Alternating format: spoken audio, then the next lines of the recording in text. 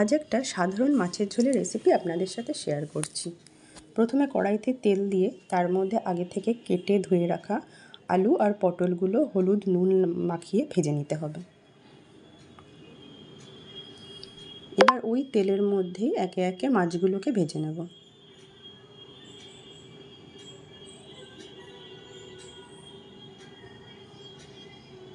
মাছগুলো ভাজার আগে একটা কথা বলতে ভুলে গেছি, তার মধ্যে বিউলির ডালের কয়েকটা বড়ি আমি ভেজে একটু জলের মধ্যে ভিজিয়ে রেখেছিলাম।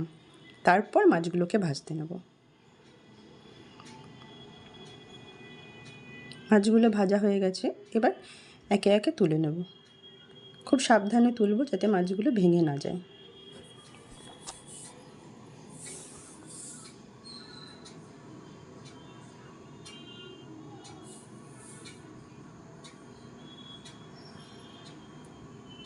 এবার কড়াইতে জিরে ফোড়ন দিয়ে ফোড়নটা একটু ভেজে নেব।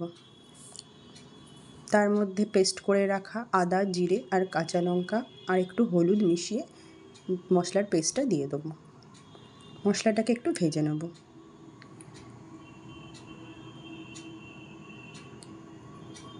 মশলাটা কষানো হয়ে গেছে, এবার এর মধ্যে আগে থেকে ভেজে রাখা আলু আর পটলগুলো দিয়ে দেবো। রান্নাটা কিন্তু খুবই সিম্পল রান্না, আপনারা এইভাবে করে দেখবেন, খুব ভালো লাগবে।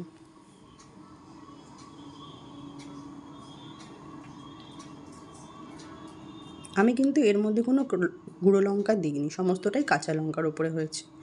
এবার যতটা আপনারা ঝোল খাবেন সেই অনুযায়ী জল দেবেন। ঝোলটা ফুটে গেলে তার মধ্যে ভিজিয়ে রাখা বড়িগুলোকে দিয়ে দিতে হবে। এবার এর মধ্যে মাছগুলোকে দিয়ে দেবো। মাছটা দিয়ে কিন্তু আর বেশি ঝোলটা ফোটানো যাবে না। মাছটা দিয়ে ঝোলটা হয়ে গেলে নামিয়ে নিতে হবে। খুব সাধারণ একটা রান্না, আপনারা কাঁচা লঙ্কা দিয়ে এইভাবে করে দেখবেন, আর গরম ভাতের সাথে এটা খেতে খুবই ভালো লাগবে। রান্নাটা যদি ভালো হয়ে থাকে কমেন্ট করবেন আর একটা লাইক করে